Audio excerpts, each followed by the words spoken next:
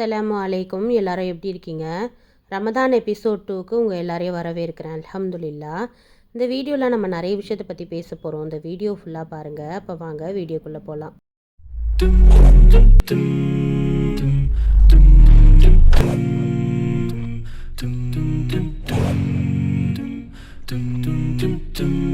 ரமதான் நெருங்கிடுச்சு அப்படின்னாலே குரான் ஓதுறது அப்படிங்கிறது நமக்கு ரொம்பவுமே சிரமமான ஒரு காரியமாக தான் ஆகிடும்.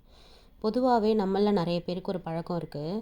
இந்த ரொம்ப பழைய குரான் இருக்கும், அது ரொம்ப கிழிஞ்சு போன மாதிரி ஒரு சுச்சுவேஷன்லாம் இருக்கும். அதை கூட அதை சரி பண்ணவும் முற்பட மாட்டாங்க. அதை கிழிஞ்சிருச்சுன்னு ஒழுங்காக எடுத்து ஓதவும் மாட்டாங்க. இன்னும் சில பேர் என்ன செய்வாங்கன்னா, குரானை ரொம்ப உயரத்தில் எடுத்து வச்சுருவாங்க. அது ரொம்ப ரேராக தான் எடுப்பாங்க அந்த மாதிரி. ஏன்னா குரானை வந்து நம்ம மரியாதையாக தான் அணுகணும் அப்படின்னு சொல்லி மேலே வைப்பாங்க. மேலே வைக்கிறதுனால மரியாதையாக அணுகிறது அப்படிங்கிறத விட, அதை எடுக்காமல் இருக்கிறதுங்கிறது அவமதிக்கிற மாதிரி தானே. அது எத்தனை நாளைக்கு நம்ம எடுக்காமல் போயிடுறோம், அது கிட்ட நமக்கு இலகுவாக இருக்கிற மாதிரி நம்ம வைக்கிறது இல்லை. ஸோ இப்படியான விஷயங்கள். மூணாவது என்னென்னா, மாதவிடாய் வந்துருச்சு அதனால் குரான் ஓதக்கூடாது அப்படின்ற ஒரு தடையினாலேயே மனிதனுக்கு எவ்வளோ முடியுமோ அவ்வளோ மனிதன்ட்டேருந்து அந்த வேதத்தை, அல்லாஹுடைய வேதத்தை தூரமாகவே ஆக்கிடுச்சு இந்த சமுதாயம். அப்படி இருக்கும் பொழுது ரமதான் அப்படின்னு வந்துருச்சுன்னு சொன்னால் சுப்ஹானல்லாஹ், அவ்வளவு நமக்கு ஒரு ஆசை குரானை நம்ம வந்து தொடர்ந்து ஓதணும் அப்படின்னு. அதுக்கான சில டிப்ஸ் எல்லாமே இப்போ நம்ம பார்க்க போகிறோம் இன்ஷா அல்லாஹ்.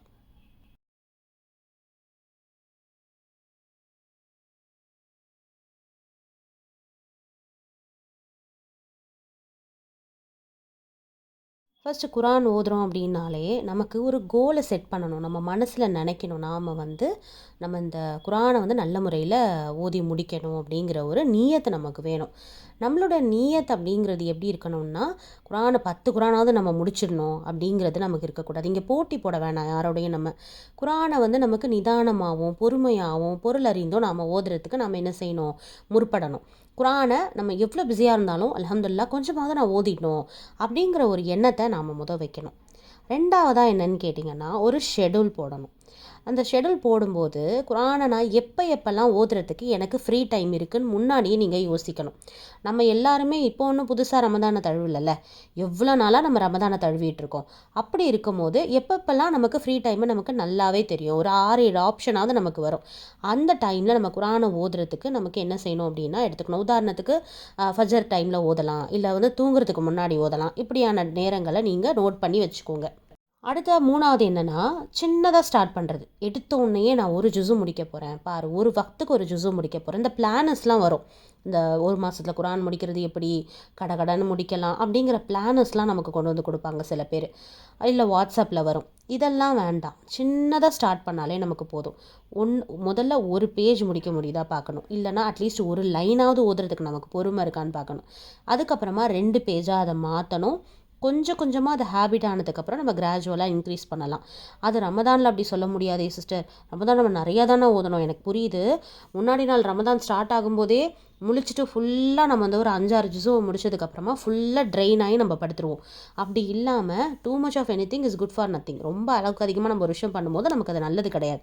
அப்போ நம்ம என்ன பண்ணணும்னா, நம்ம பிரெயினுக்கும் அதை நம்ம ஃபஸ்ட்டு ஃபிக்ஸ் பண்ணணும்.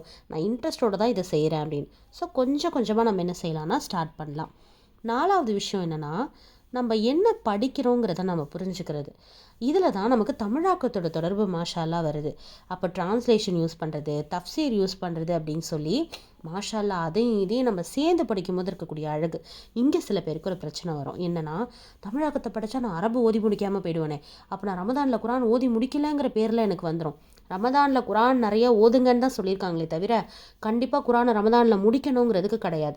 அதை ஊக்குவிக்கிறதுக்காக குரானை ஓதுங்க, நிறைய ஓதுங்க, ஓதி முடிங்கன்னு சொல்லுவாங்க. அப்போ நம்ம என்ன செய்யணும் அப்படின்னா, அந்த டிரான்ஸ்லேஷனோட தஃப்சீரோட நம்ம என்ன ஓதுறோம், நம்ம ஃபுல்லாக ஓதுறதை நம்மளால் புரிஞ்சுக்க முடியலனாலும் அந்த கான்செப்டை நாம் விளங்கிக்க பார்க்கணும். அப்போ நமக்கு அது மேலே ரொம்ப இன்ட்ரெஸ்ட் வரும். 5வதாக என்னென்னா, இதை நம்ம ஒரு ரொட்டீனாக மாற்றணும்.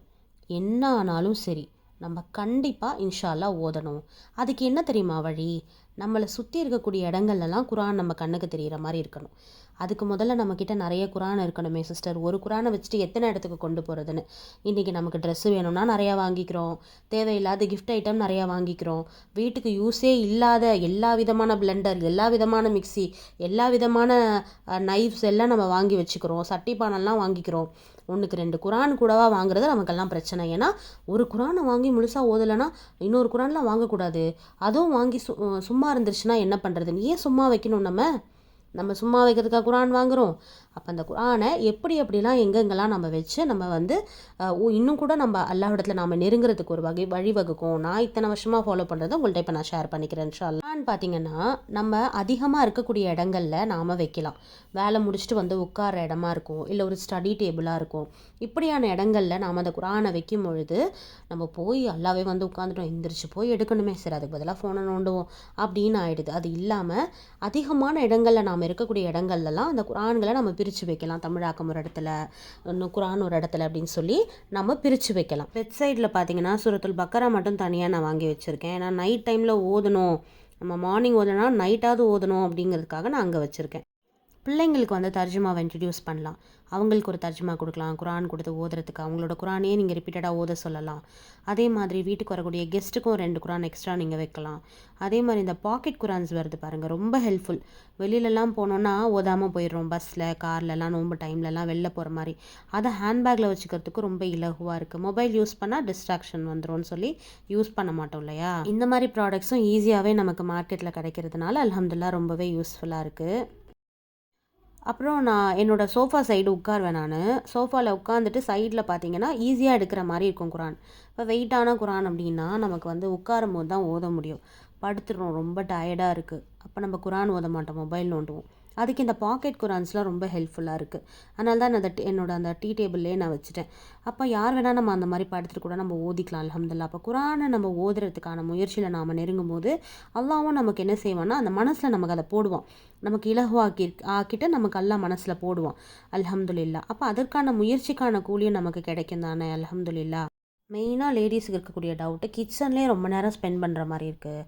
ஒரு கூட்டு குடும்பத்தில் இருக்கும், வேலை பார்க்குறோமோ சில நேரம் நிற்கிற மாதிரி இருக்குது அங்கேயே அதிகமாக. ஸோ அங்கே ஒரு டேபிள் சேர் போட்டுட்டு நீங்கள் இல்லைனா ஒரு சேர் மட்டும் போட்டுட்டு கூட ஓத ஆரம்பிச்சிடலாம் அல்ஹம்துலில்லாஹ். அங்கே வந்து நம்ம தாளிக்கிற நேரம், அவிக்கிற நேரம், இதெல்லாம் நமக்கு கொஞ்சம் ஃப்ரீயாக இருக்கும் இல்லையா, அந்த நேரத்தை கூட நம்ம இந்த மாதிரி பயன்படுத்திக்கலாம் அல்ஹம்துலில்லாஹ். நமக்கு கை கெட்டுற தூரத்தில் நாம் எல்லாமே செஞ்சுக்கும் போது அல்ஹம்துலில்லாஹ் நம்ம குரானை நெருங்கணும்னு நம்ம நினச்சிட்டு அதுக்கான முயற்சி எடுக்கும்போது அல்லாஹ் நமக்கு ரொம்பவே இலகுவாக்குறான். வீட்டில் எடுத்துக்கிட்டிங்கன்னா எது எது எங்கே இருக்கணும், அழகுக்கு எங்கே இருக்கணும், எது நல்லா இருக்கும் பார்க்கங்கன்னு எடுக்கிற முயற்சியை அல்லாஹுடைய வேதத்தை படிக்கிறதுல நாம் எடுக்கிறதில்ல. அதை எங்கே வைக்கிறோம் அப்படின்னு முடிவு பண்ணுறதுல நாம் என்ன செய்கிறதில்ல, ஒன்றுமே அந்த முயற்சி எடுக்கிறதில்ல. அல்லாஹ்வை நாம் நெருங்கணும்னு நாம் நினச்சிட்டா போதும், அதற்கான முயற்சியை எடுத்துட்டா போதும். அல்ஹம்துலில்லாஹ் அல்ஹம்துலில்லாஹ். அல்லாஹ் நமக்கு மிகவும் இலகுவாக்கிடுவான் எல்லாத்தையுங்கிறத நான் சொல்லிட்டு, இந்த ரமதானில் அதிகம் குரான் ஓதக்கூடிய மக்களாக நாம் இருக்கணும். எந்த மாதிரி குரான் யூஸ் பண்ணலாம், ஆப்பில் எந்த ஆப் யூஸ் பண்ணலான்னு லாஸ்ட் இயருக்கு முன்னாடி வருஷம் நம்ம ரமதான் எபிசோடில் சொல்லியிருக்கோம். அந்த வீடியோவை நான் இங்கே டிஸ்கிரிப்ஷனில் கொடுக்குறேன், செக் பண்ணி பாருங்கள். குர்ஆனை நிதானத்துடனும் தெளிவுடனும் ஓதுவதற்கு அல்லாஹ் உங்களுக்கும் எனக்கும் அருள் புரிவானாக.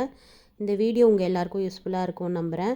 இன்ஷா அல்லாஹ் கூடிய விரைவில் அடுத்த வீடியோவில் உங்களை எல்லாரையும் சந்திக்கிறேன். அஸ்ஸலாமு அலைக்கும்.